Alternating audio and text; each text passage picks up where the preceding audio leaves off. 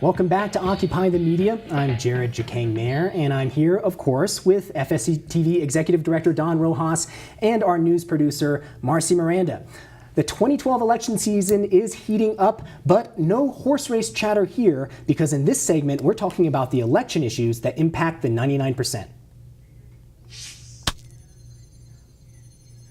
Joining us via Skype from our nation's capital is Hannah Rafay, president and publisher of the American Independent News Network. Hannah, how you doing? I'm all right. Thanks for having me. Okay, so most mainstream news outlets have been covering the shooting death of Trayvon Martin and the Florida law that is keeping Martin's killer out of handcuffs.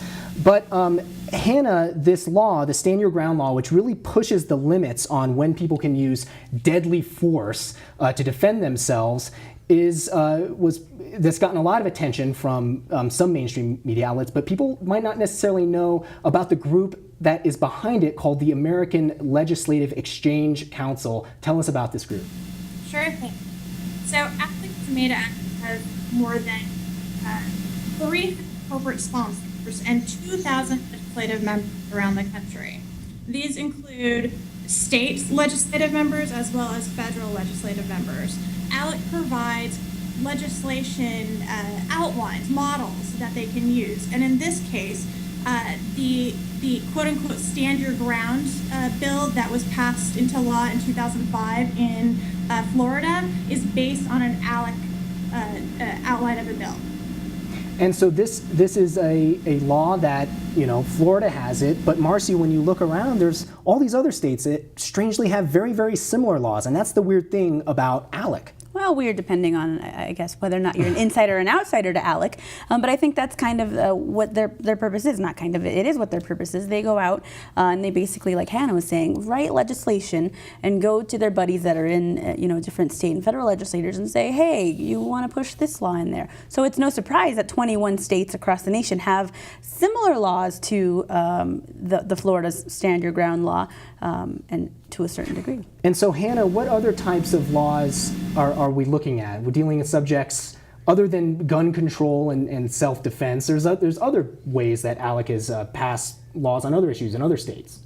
Absolutely. I mean, a lot of the tax code has been based on ALEC's legislation. It's really important to note that ALEC's members include the 300 corporate sponsors. So when ALEC has its meetings, you have 2,000 legislative members, or the members that are attending the meeting attending, and then you have the corporate members also attending. So it's like the biggest lobbying event of the year, except it's not lobbying. It's this loophole that they've created in a 501c3 organization. And Don, that's what's really interesting about this, because of course, private interests are free to form lobbying groups, industry groups, and go around and pass legislation that's in their interest. That's nothing new. But when we hear about the corporations who have given money to ALEC to influence this type of legislation. Well, I'll be blunt, Jared. I think this is a form of bribery. 300 of the most powerful corporations in the United States and around the world contribute millions of dollars a year to ALEC. ALEC then takes the money and literally buys the votes of state representatives in state legislators. This, I mean, how else can you describe it?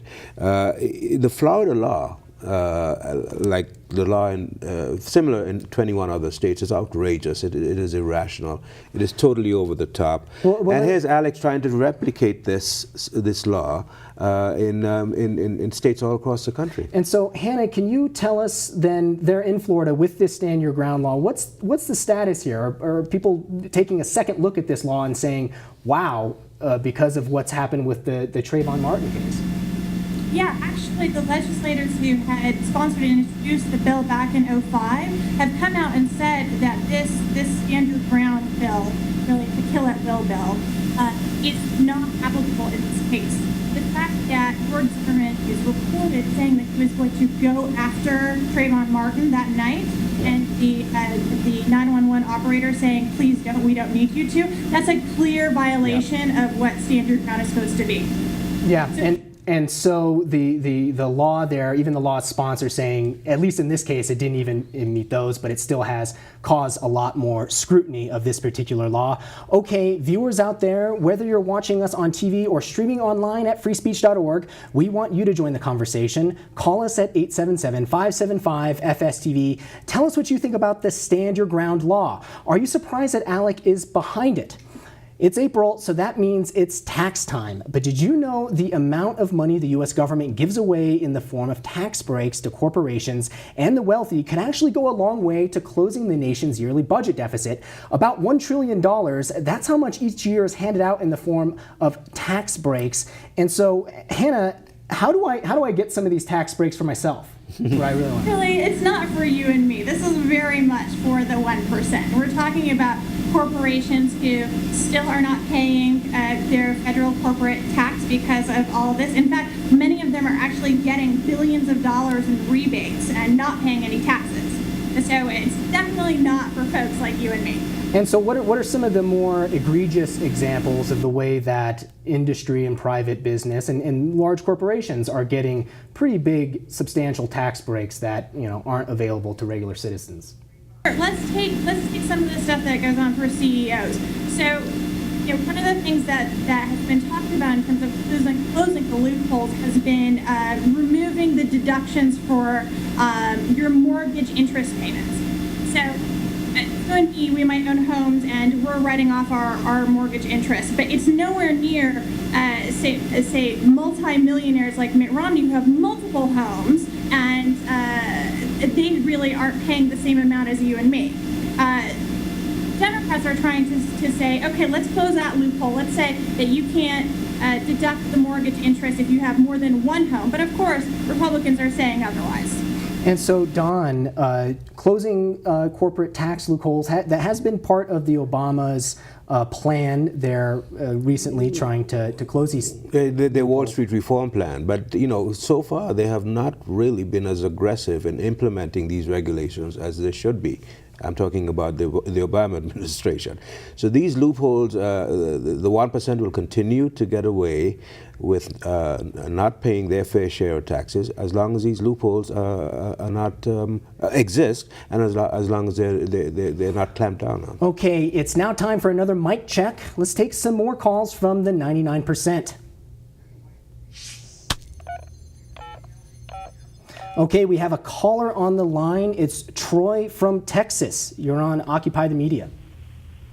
Hey, I'm just calling just in regards to the fact that about the taxes deal and whatnot. America is really in a hard place right now, and it doesn't matter who's pulling us up. But check it out. I'm a disabled veteran, and I get better care off Medicaid than I do through the VA. And it's a sad state of affairs to think our sons and daughters are coming home to that. And so, Troy, what do you think when you hear about some of these large tax breaks that are going to corporations? Do you think... It's pathetic, dude. People like GE and Chevrolet and Exxon and all those guys making record profits. It's insane, dude. That is...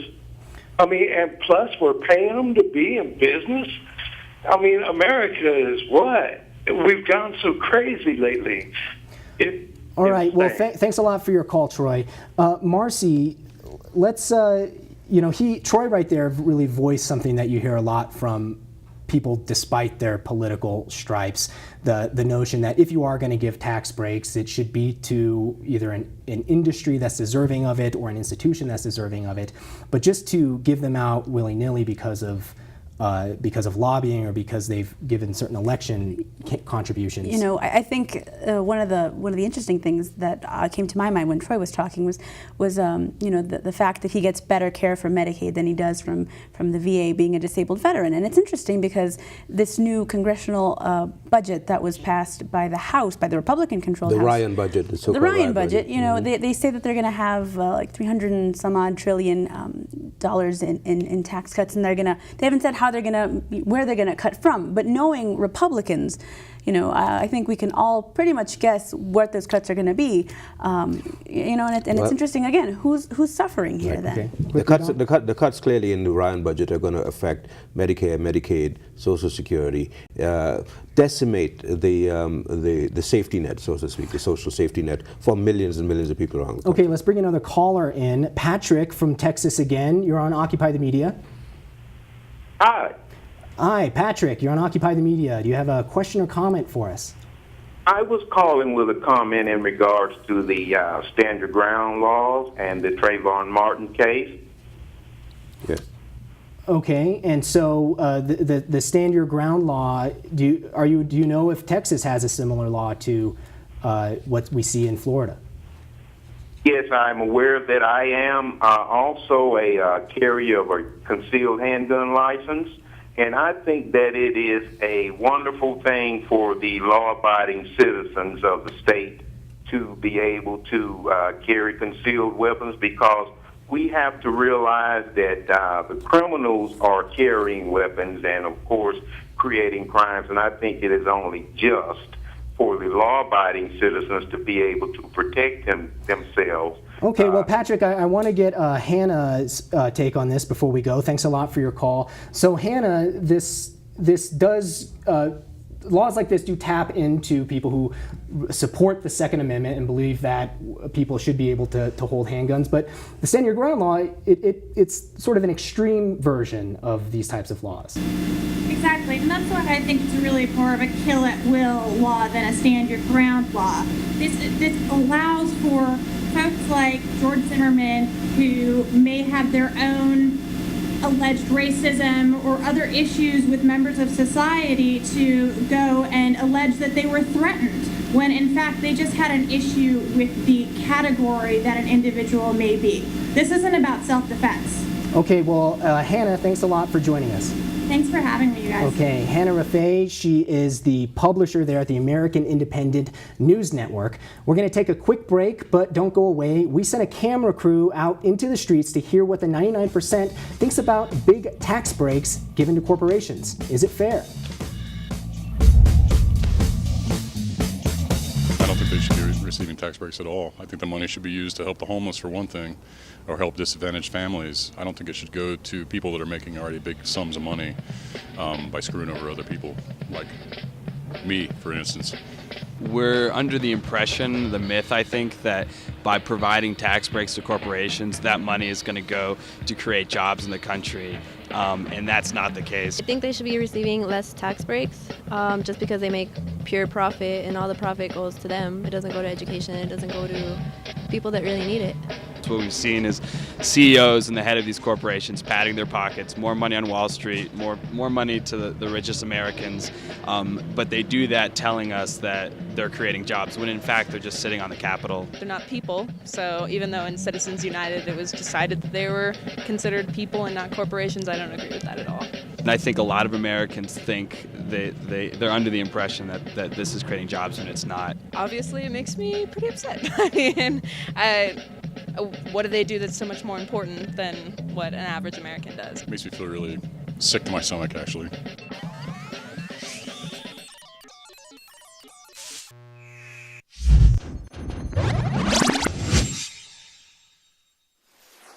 Hello, I'm Antoinette June with another Occupy update. April 16th is the national occupation of Washington, D.C., Occupy Power. Occupiers will greet Congress's return to D.C. with direct actions as they occupy power and show just how strong Occupy Power is. If you need more information on this event, or if your occupation would like to show solidarity with this event, please visit nowdc.org.